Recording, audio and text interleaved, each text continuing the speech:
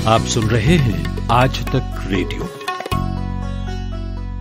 आपने अक्सर सुना होगा कि हृदय रोगी को यानी जिस व्यक्ति को हार्ट रिलेटेड समस्या है उसे ज़्यादा कोलेस्टेरॉल वाला खाना नहीं खाना चाहिए। या कभी कभी कुछ बीमारियां ऐसी भी होती हैं जिनकी जांच के बाद डॉक्टर दिल से जुड़ी एक जांच ईसीजी करवाने के लिए कहते हैं। आखिर क्यों कहते हैं डॉक्टर ऐसा, और हृदय संबंधी रोग कौन से होते हैं? हेलो डॉक्टर में आज हम बात इसी विषय पर करेंगे।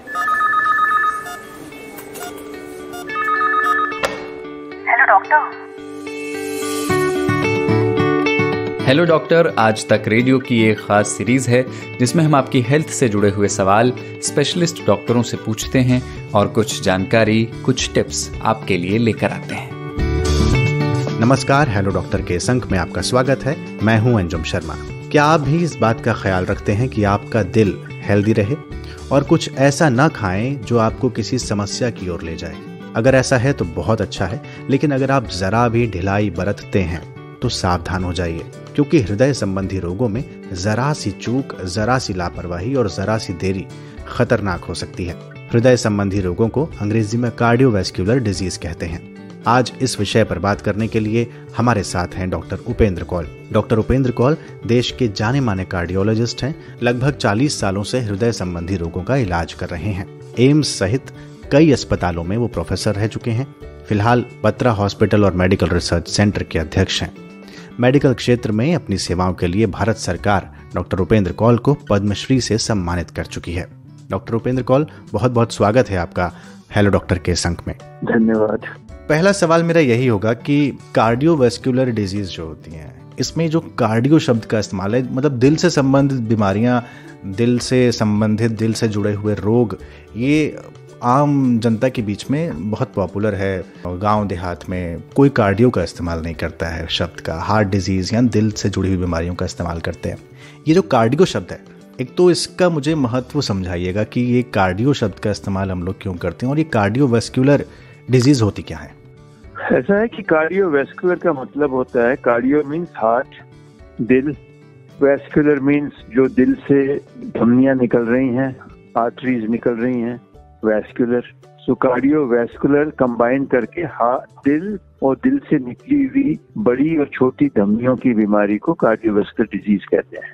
ये इसका जो है अंग्रेजी लफ्ज है कार्डियोवैस्कुलर। और क्योंकि हम एलोपैथिक मेडिसिन में जो मेडिसिन सब डॉक्टर लोग जो एमबीबीएस करके डॉक्टर लोग इनके पास आम जनता जाती है, तो कार्डियोवैस्कुलर डिजीज के रूप में ही उनको पढ़ाई हुई है। इसी तरीके से वो कार्डियोवैस्कुलर डिजीज कहते हैं। हिंदी में अगर उसको कहना है तो उसको कहना दिल और दिल की धमनियों की बीमारी, दिल और दिल की धमनियां और धमनियों की शाखाओं की बीमारी।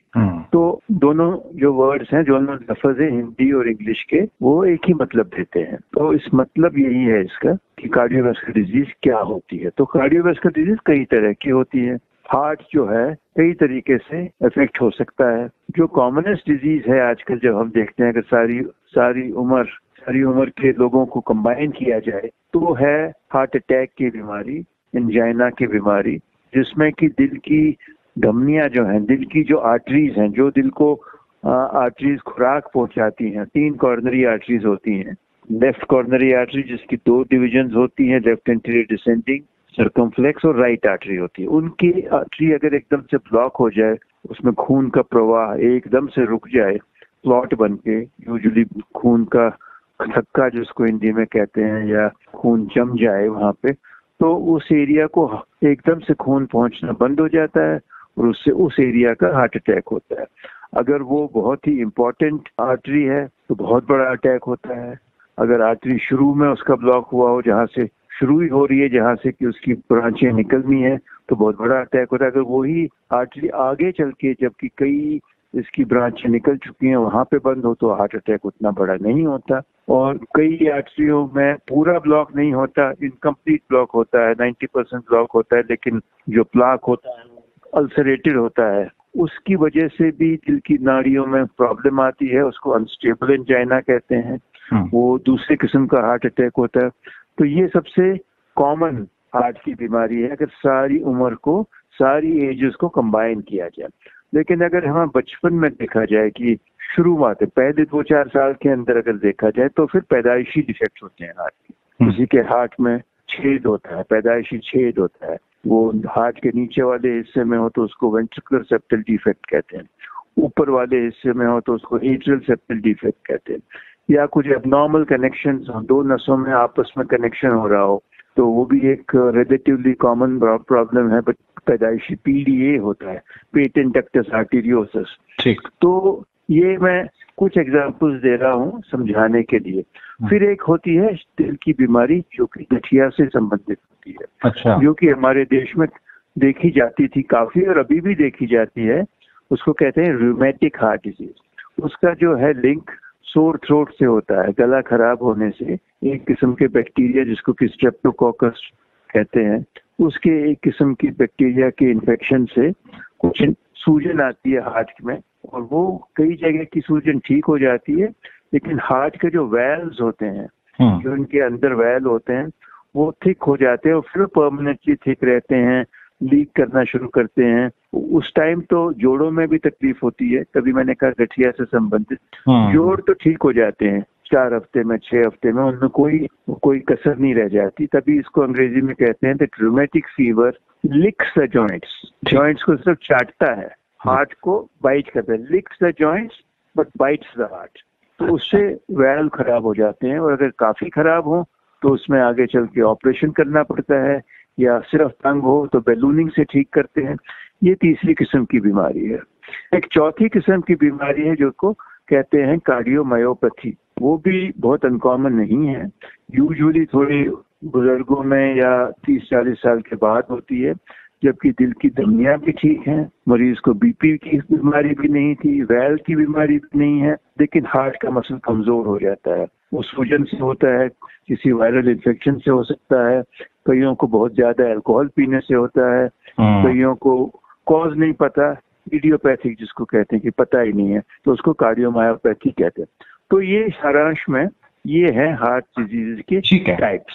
डॉक्टर कौल, यहाँ पर एक सवाल मेरा ये है कि जितने आपने डिजीज बताए अब हार्ट से जुड़े हुए, कार्डियो से जुड़े हुए, उसमें एक बात जो समझ में आ रही है कि इसका कोई ऐसा नहीं है कि एक उम्र पे जाके आपको होगा, यानी ये कभी भी आपको हो सकता है हार्ट से रिलेटेड प्रॉब्लम, और शायद इसीलिए आजकल बहुत ज़्यादा कार्डियो एक्सरसाइज पर बहुत ज़्यादा बल दिया जा रहा है, मुझे लगता है। मैं यहाँ पर आपका एक टेक इस पे लेना चाहूँगा कि जो आज की पीढ़ी बहुत ज़्यादा कार्डियो एक्सरसाइज करने पर भरोसा रखती है, क्या वो दिल को ठीक रखने के लिए सही है? देखिए, हम जो बात कर रहे हैं हार्ट अटैक से बचने के लिए, हार्ट की जो अहम बीमारी है दिल की आर्टरी की ब्लॉकेज, हार्ट अटैक, उसकी कुछ रीजंस हैं जो कि पता है, ठीक है ना। तो उसके अंदर 5-6 रीजन है जो कि पता है। एक तो है ब्लड प्रेशर ज्यादा होना, शुगर ज्यादा होना, खून में कोलेस्ट्रॉल ज्यादा होना, सिगरेट पीना, स्ट्रेस जिसको कि मानसिक तनाव कहते हैं, जो कि शहर के लोगों को या अब गांव के लोगों को भी पर्सनैलिटी पे डिपेंड करता है। कॉम्पिटिटिव वर्ल्ड है आजकल, हमने आगे बढ़ना है, उससे भी हार्ट को असर पड़ता है। और फिर कुछ होते हैं नेगेटिव, जो अगर ना करो उससे बढ़ता है। हरी सब्जी, फ्रूट और जो सीजनल वेजिटेबल्स हैं वो खाने से बचता है, अगर दिन में 4-5-6 दफा खाया जाए। एक्सरसाइज, दिन में अगर आधा घंटा, पौना घंटा ब्रिस्क एक्सरसाइज की जाए, किसी भी तरह की, आप दौड़ लगाओ, साइकिलिंग करो, आप स्विमिंग करो, आप घुड़सवारी करो, आप ट्रेडमिल पे चढ़ो, तो जिसमें कि जब दौड़ रहे हो हार्ट रेट जो है आपकी 130-140 ऐसे हो जाए उस टाइम के लिए, तो वो भी एक प्रोटेक्टिव फिनोमेना है।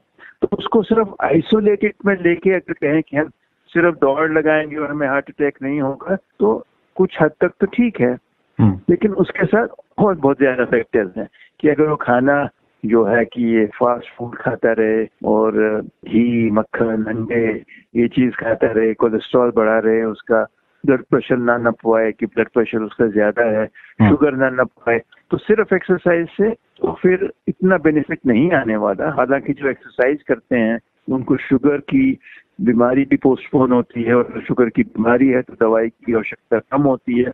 ब्लड प्रेशर की अगर उसको 3 दवाई खानी पड़ती हो तो रोज एक्सरसाइज करेगा, 2 से काम चल जाएगा। तो मैं कहूँगा exercise is a very good habit, but it has to be taken in view with all the risk factors, सब चीज मिल के अगर की जाए तो एक्सरसाइज अच्छी चीज है। सिर्फ एक्सरसाइज से ही हार्ट अटैक दूर नहीं होगा। डॉक्टर कौल, आप हार्ट अटैक के बारे में बात कर रहे थे। मैं हार्ट अटैक से जुड़े सवाल पर आऊं उससे पहले हमें एक छोटे से ब्रेक के लिए यहाँ पर रुकना होगा। तुरंत लौटते हैं, सुनते रहिए आज तक रेडियो। आप सुन रहे हैं आज तक रेडियो। ब्रेक के बाद स्वागत है, आज तक रेडियो सुन रहे हैं आप। हेलो डॉक्टर में आज हम बात हृदय संबंधी बीमारियों की कर रहे हैं और हमारे साथ पद्मश्री डॉक्टर उपेंद्र कौल हैं, देश के जाने माने कार्डियोलॉजिस्ट हैं। ब्रेक पर जाने से पहले डॉक्टर कौल हार्ट अटैक के बारे में बता रहे थे। मेरा सवाल डॉक्टर कौल यहाँ पर थोड़ा सा कंफ्यूजन पैदा करने वाला है। आए दिन हम अखबार में या टीवी पर पढ़ते सुनते देखते रहते हैं कि फलां व्यक्ति को कार्डियक अरेस्ट हुआ और उसकी मृत्यु हो गई, या फिर हार्ट अटैक से उनकी मौत हो गई। क्या हार्ट अटैक और कार्डियक अरेस्ट एक है या अलग अलग है? रिलेटेड तो हैं। कार्डियक अरेस्ट का सबसे इम्पोर्टेंट रीजन वो होता है जिसका कि हार्ट का muscle because of A previous heart attack कमजोर हो गया हो। नॉर्मल जो हार्ट का फंक्शन होता है जिसको हम इजेक्शन फ्रैक्शन कहते हैं 55 से 60% होती है। 100% किसी की नहीं होती। अच्छा। वो 55 से 60% होती है कि जब हार्ट कंट्रैक्ट करता है और फिर जब हार्ट रिलैक्स करता है उसके बीच में जो ब्लड वॉल्यूम है वो नापा जाता है, तो वो 55 से 60% तक होती है। जिनकी इजेक्शन फ्रैक्शन 35 और 30% से कम हो जाती है उनको सडन कार्डियक अरेस्ट का खतरा होता है। तो ये वो लोग हैं जिसके कि हार्ट अटैक के बाद अगर 4 या 6 हफ्ते में अच्छे उपचार से, अच्छी दवाई से इजेक्शन फ्रैक्शन बढ़नी होती है तो बढ़ जाती है, लेकिन अगर वो कम ही रहती है तो इन लोगों को सडन कार्डियक डेथ का रिस्क होता है। और यही लोग हैं जिनको कि आजकल हम एक स्पेशल मशीन लगाते हैं पेसमेकर जैसी, जिसके अंदर की डिफिब्रिलेटर होता है जो कि शॉक देता है, जैसा कि रेलवे स्टेशन पे, एयरपोर्ट पे, सिनेमा हॉल में, इनफैक्ट इन कई कंट्रीज में तो जो बड़े मॉल्स होते हैं उसमें भी जहाँ बहुत लोग इकट्ठे होते हैं, और ऐसा किसी को अगर कार्डियक अरेस्ट हो जाए तो अगर उसको 2 मिनट में या ज्यादा से ज्यादा 3 मिनट में शॉक दे दिया जाए तो उसकी जिंदगी बच सकती है। तो कार्डियक अरेस्ट कॉमनेस्ट कॉज तो ये है। और कुछ कॉजेज हैं कि किसी की हार्ट रेट एकदम से 0 हो जाए, हार्ट ब्लॉक। वो यूजुअली वार्निंग देते हैं कि उनको चक्कर आते हैं या कभी फेंट हो जाते हैं, पल्स देखो तो 30 है, तो उसमें कंप्लीट हार्ट ब्लॉक है। दिल की जो तारें होती हैं मसल को चलाने, पंप कराने के लिए ठीक से बिजली की तारें होती हैं हार्ट में, वो कई बार एज के हिसाब से डिजेनरेट कर जाती है। जैसे आपके घर के बिजली के कनेक्शन 40-50 साल की तार लगा रखी हो, तो बिजली चली गई, बुलाया तो कहिए तो तार ही खराब हो गई, बल्ब ठीक है, तो वो तारों की बीमारी होती है। तो उसका भी इलाज पेसमेकर होता है क्योंकि इसकी पल्स रेट कम है। जो मैंने बताया था कार्डियक अरेस्ट के लिए वो आईसीटी होता है, हालांकि उसमें भी बैकअप पेसमेकर होता है। लेकिन इस मरीज को जिसका हार्ट का फंक्शन ठीक है लेकिन सिर्फ बिजली की तारों की खराबी है, जिसकी वजह से ईसीजी में बंडल ब्रांच ब्लॉक वगैरह आता है या हार्ट ब्लॉक होता है, उसको पेसमेकर की जरूरत होती है, आईसीडी की जरूरत नहीं होती। वो पेसमेकर हार्ट को करंट देता है 70 बार, 60 बार, जितनी भी जरूरत हो उसकी उम्र के हिसाब से। ठीक है डॉक्टर उपेंद्र कौल, एक सवाल ये भी बहुत कॉमन है कि अगर आप बहुत ज़्यादा घी खाएंगे, बहुत मक्खन खाएंगे, जैसा कि आपने भी अपने पिछले जवाब में कहा कि बहुत घी खाते हैं या मक्खन खाते हैं तो ऐसा आप एक्सरसाइज कर लेंगे तो ऐसा नहीं है कि आपको वो खतरा टल जाएगा। तो क्या कोलेस्ट्रॉल बढ़ना या फिर इस तरह की चिकनाई वाली चीज़ें खाना, एलोपैथी से इतर अगर आप जाएं तो कई जगह ऐसा कहा जाता है 1 चम्मच घी खा लेंगे तो बहुत कुछ होगा नहीं, उससे खाना बहुत ज़रूरी है। मेरा पूछना ये है, क्या वाकई में चिकनाई वाली चीज़ें अगर आप खाते हैं हार्ट पर असर पड़ता है? देखिए, जो कोलेस्ट्रॉल ब्लड में होता है, खून में जो कोलेस्ट्रॉल की मात्रा होती है उसमें 30% जो कोलेस्ट्रॉल है वो हमारे खाने पीने से है। 70% जो कोलेस्ट्रॉल होता है वो लिवर बनाता है। आप बिल्कुल खाना घी और कोलेस्ट्रॉल खाना बंद कर दे तो कोलेस्ट्रॉल ब्लड में 0 नहीं होता, तो भी अच्छी क्वांटिटी में होगा।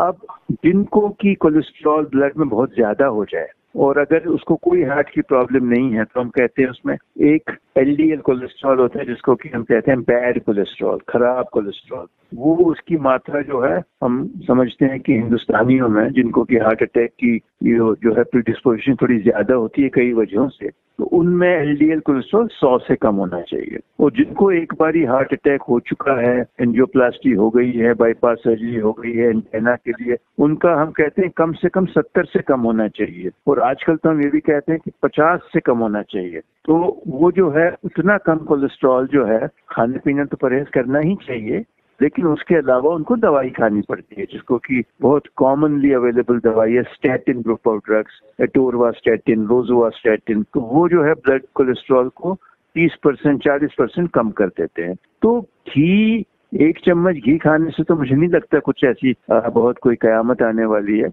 लेकिन अगर किसी का कोलेस्ट्रॉल वैसे ही थोड़ा ज्यादा है और वो आधी की जो है टिक्की मक्खन की खाए, पराठे खाए, घी में तल के खाए, दिन के 5 अंडे खाए जिसमें कि येलो ऑफ द एग होता है, वो कोलेस्ट्रॉल से भरा होता है, तो उसका जो है मैंने बताया 30% तो खाने पीने से होता है, तो वो वहां से भी बढ़ेगा।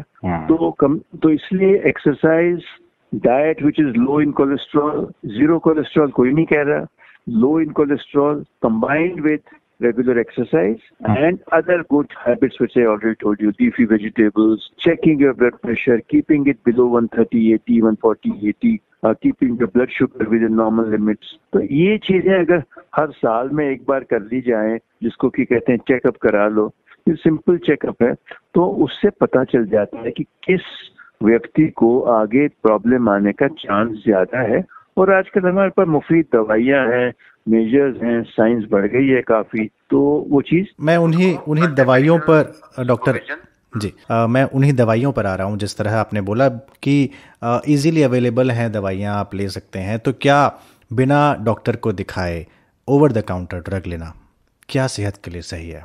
बिल्कुल भी नहीं। कोलेस्ट्रॉल लोअरिंग मेडिसिन जो है सबको नहीं खानी होती। एक वक्त ये भी आया था कि कहा था कि जैसे नमक में आयोडीन डालते हैं तो स्टैटिन क्यों ना डाल दिया जाए, बट स्टैटिन जो हैं सेफ हैं, लेकिन इतने ज्यादा सेफ भी नहीं है कि उनको ओवर द काउंटर बेचा जाए। तो कहीं भी दुनिया में स्टैटिन ओवर द काउंटर नहीं बिकते और डॉक्टर का प्रिस्क्रिप्शन चाहिए, क्योंकि डोज भी चाहिए। और 2-3% पेशेंट्स को स्टैटिन से कुछ साइड इफेक्ट्स होते हैं, जैसे मसल्स में दर्द, टांगों में दर्द, और कईयों को लिवर एंजाइम्स किसी के बढ़ते हैं, किसी को कैटरैक्ट होने का वो होता है, और लंबे अरसे तक खाएं तो थोड़ी शुगर बढ़ सकती है। तो ये सब चीजें पता होनी चाहिए, इसलिए डॉक्टर ही को स्टैटिन प्रिस्क्राइब करना चाहिए। कौन सा स्टैटिन, किस डोज में स्टैटिन, और स्टैटिन एक बार ही खाओ और उसको तभी खिलाते हैं जब उसमें इंडिकेशन है। फिर उसका ये मतलब नहीं कि कोलेस्ट्रॉल की लेवल कम आ गई, 2 महीने के बाद आपने लिपिड प्रोफाइल करी तो बंद कर दो, वो फिर वहीं बढ़ जाएगा। तो these are usually long term medication. ठीक है।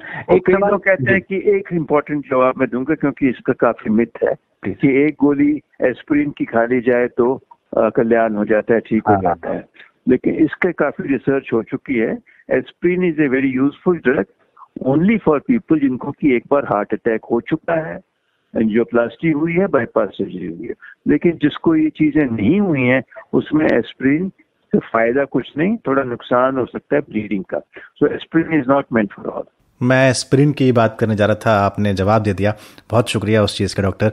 इससे पहले मैं अंतिम सवाल पर आऊँ, एक सवाल ये पूछना चाहता हूँ कि इससे जुड़ी बहुत सारी बीमारियां और भी होती हैं और बहुत सी और बीमारियों से जुड़ी हुई दिल की बीमारी भी होती है। मिसाल के तौर पर अगर आपको, मैंने देखा है कई बार, अगर आपके बाएं कंधे में दर्द है या फिर आपका शुगर या फिर आपके थायराइड लेवल बहुत ज़्यादा बढ़ रहा है, आपके पैर में दर्द है, तो डॉक्टर आमतौर पर बोलते हैं कि आप ईसीजी करा के देख लीजिए। मेरा ये आपसे जानना चाहता हूँ और एक लेमैन टर्म में मैं चाहता हूँ कि हमारे लिसनर्स इस बात को सुने कि वो कौन सा सही मौका होगा या फिर वो कौन सी सही स्टेज है जब आपको अपना ईसीजी करा लेना चाहिए और आपको सुनना चाहिए कि आपका दिल में आप कुछ दिक्कत हो रही है। ईसीजी या इलेक्ट्रोकार्डियोग्राम जो है वो दिल की जो है कंडीशन, मसल की कंडीशन बताता है, कोई डैमेज तो नहीं हुई है। और एक सिंपल टेस्ट है और वाइडली अवेलेबल टेस्ट है। इसका जो यूज है, अगर किसी को हार्ट अटैक के लक्षण हो रहे हैं, किसी को छाती में दबाव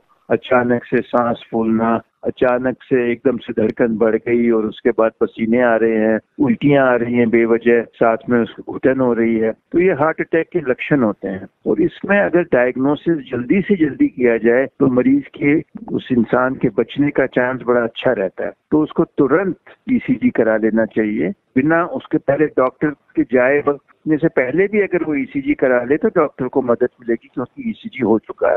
अगर वो ईसीजी बिल्कुल नॉर्मल है तो actually heart attack rule out हो गया उस वक्त। ये नहीं कि हार्ट की बीमारी रूल आउट हो गई, हार्ट अटैक रूल आउट हो गया, तो फिर और धीरे धीरे टेस्ट किए जा सकते हैं। बट ईसीजी का तो ये, और किसी की एकदम से धड़कन 170 180 हो गई और चले जा रही है तो एकदम से ईसीजी कराए तो उसमें हार्ट की रिदम पता चल जाती है कि ये क्या है, ये खतरनाक हार्ट रिदम है कि ये ऐसी रिदम है कि जैसे दौड़ने पे भी हार्ट रेट बढ़ती है, वो है। तो ये सब जो है, ECG is a very valuable investigation and बहुत ही इम्पोर्टेंट ये चीज है कि वाइडली अवेलेबल है। ठीक है, अंतिम सवाल मेरा डॉक्टर उपेंद्र कौल, ये क्या खाया जाए और क्या ना खाया जाए कि दिल की बीमारियों से आप बचे रहें, हृदय संबंधी रोग आपको ना हो, या फिर प्रारंभिक स्तर पर आपको हो भी जाए तो क्या करना चाहिए तुरंत उसी टाइम कि आप उससे बच सकें, डॉक्टर के पास पहुंच सकें? देखिए, खाने पीने में एब्सोल्यूट डूज एंड डोंट्स नहीं होते कि आप ये खाना ही बंद कर दें तो आपको हार्ट अटैक ही नहीं होगा, वो तो बात हुई नहीं। लेकिन उसमें इन जनरल प्रिंसिपल जो है, दिन में आप 4-5 दफा हरी सब्जी, फल और ये जो सीजनल चीजें जो होती है ना, ये नहीं कहेंगे कि आप जून में ताजे ताजे सेब मांग के लाइए, तो नहीं होते। कश्मीर में सितंबर अक्टूबर में निकलेंगे। तो ये जो है कॉमनली अवेलेबल वेजिटेबल्स, खीरा, जैसे आजकल खूब खीरा मिल रहा है, गाजर मिल रही है, ककड़ी मिलती है गर्मियों में, ये चीजें जो हैं ये कैलोरीज नहीं होती, लेकिन ये आपको सेटिस्फेक्शन देती हैं कि आपने कुछ खा लिया। आपने 2-3-4 बादाम खा लिए, अगर पॉसिबल है 2-3 अखरोट खा लिए, they are also very good, they give satisfaction for appetite and also have got good oils. These oils can reduce your cholesterol. और क्या चीज ना खाएं, बहुत ज्यादा चिकनी चीजें ना खाएं। ऐसा नहीं कि खाएं ना, थोड़ा तेल तो हम खाएंगे ही, तेल कुछ अमाउंट ऑफ फैट भी जरूरत होता है बॉडी में, ऐसा तो है नहीं। हमारा पूरा नर्वस सिस्टम तो फैट से बना हुआ है, तो वो भी ले सकते हैं, लेकिन स्मॉल अमाउंट्स। अब जैसे ऑयल है, mustard oil is a good oil, olive oil is a good oil. अब olive oil is the best oil, लेकिन हमारे जीवन में ऑलिव ऑयल का हमारी फैमिलीज में इतना रिवाज नहीं है, क्योंकि बचपन से ट्रेडिशनली नहीं है हमारा oil. Mustard oil is a good oil. सरसों का तेल, ताजा सरसों का तेल, फ्रेश सरसों का तेल, कच्ची घानी का तेल, वो बहुत अच्छा है। उसमें जो है वो poly unsaturated fatty acid, mono unsaturated fatty acid, जो कि हार्ट के लिए अच्छे हैं, वो काफी मात्रा में होते हैं। तो आप ये दाल में डालिए, सब्जी में डालिए। रिफाइंड या फिर डालडा खाते हैं? डालडा तो होता है कि हाइड्रोजनेटेड ऑयल, मतलब उसमें वो ऐसा होता है कि जो तेल सर्दियों में जम जाता है तो वो अच्छा तेल नहीं होता। उसमें जो होते हैं ट्रांस फैटी एसिड्स होते हैं, जो कि हार्ट अटैक को बढ़ावा देते हैं। तो डालडा या ऐसी चीजें ठीक नहीं। Refined oil is all right, refined oil ठीक है। वो किस चीज का रिफाइंड ऑयल है वो ज्यादा इंपॉर्टेंट है ना। किसी भी चीज तेल को रिफाइन किया जा सकता है ना। अब जैसे पाम ऑयल है, palm oil is not considered to be a good oil. अब सरसों का तेल मैंने कहा वो भी रिफाइंड होता है, वो बहुत अच्छा है। मूंगफली का तेल है, वो भी अच्छा है। Coconut oil is not good. मेरे सवाल का दूसरा हिस्सा डॉक्टर जी, अगर किसी को तुरंत कुछ होता है, दिल से संबंधित रोग होता है या कार्डियक अरेस्ट होता है या हार्ट अटैक होता है या उसको प्रॉब्लम होता है, तुरंत क्या किया जाए? उसमें तो मैं ये बताऊंगा कि अगर हार्ट अटैक के लक्षण जो मैंने 1-2 बार रिपीट किए, सीने में दर्द या अचानक से सांस फूलना और सीने की दर्द जो है बाजू की तरफ जा रही है, पसीना आ रहा है, दिल घबरा रहा है, तो एकदम से ब्लड प्रेशर कम हो रहा है, तो these are symptoms of heart attack. फौरन उसको ऐसी फैसिलिटी में जाना चाहिए जहाँ ईसीजी हो, डॉक्टर मिले, क्योंकि time is very important. Earlier you manage the better it is. लेकिन उसमें अगर कहते हैं कोई फर्स्ट एड है एस्प्रिन की गोली। एक एस्प्रिन की गोली ज्यादा स्ट्रेंथ वाली 150 वाली या 350 की भी होती है, चबा लीजिए। वो चबाने का क्या मतलब है कि एकदम खून में जल्दी पहुंचेगी, तो वो जो मोर्टेलिटी है उसको 16 से 20% तक तो वही कम कर देती है, क्योंकि खून थोड़ा पतला हो जाता है। उसके बाद आप नियरेस्ट हॉस्पिटल में जाइए जहां अगर हार्ट अटैक कंफर्म्ड है, तो आजकल इंजेक्टेबल दवाइयां होती हैं जो कि क्लॉट को घोल देती हैं, थ्रोम्बोलिटिक एजेंट्स, स्ट्रेप्टोकाइनेस, यूरोकाइनेस, और जो सबसे पॉपुलर है टेनेक्टेप्लेज, दैट इज ऑल अवेलेबल। तो वो दीजिए। उसके बाद तो ऐसी जगह जाना चाहिए जहाँ की कैथ लैब हो, जहाँ की CCU हो, वहाँ जाइए जहाँ की हार्ट अटैक का अच्छा उपचार हो जाए जल्दी से जल्दी। Time is very important. 90 minutes के अंदर अगर इलाज हो गया तो समझो कल्याण हो गया। और अगर आप 4 घंटे 6 घंटे के बाद गए तो फिर तो वो कॉस्मेटिक इफेक्ट हो गया। हाँ जी, हमने कर दिया था, हुआ कुछ नहीं जी। बहुत शुक्रिया डॉक्टर उपेंद्र कौल, आपने बहुत अच्छे से समझाया विस्तार में कि कार्डियक अरेस्ट और हार्ट अटैक में क्या एक तो अंतर है और क्या होती हैं कार्डियोवास्कुलर डिजीज़ और आप कैसे उनसे बच सकते हैं, क्या खाना चाहिए क्या नहीं खाना चाहिए, ऑयल्स कौन से इस्तेमाल करें कौन से ना करें, इन सब के बारे में बहुत विस्तार से आपने समझाया। हमारे लिए समय निकाला, हमसे बातचीत की, बहुत बहुत शुक्रिया सर। चलिए शुक्रिया, आप लोगों का भी शुक्रिया जी, थैंक यू।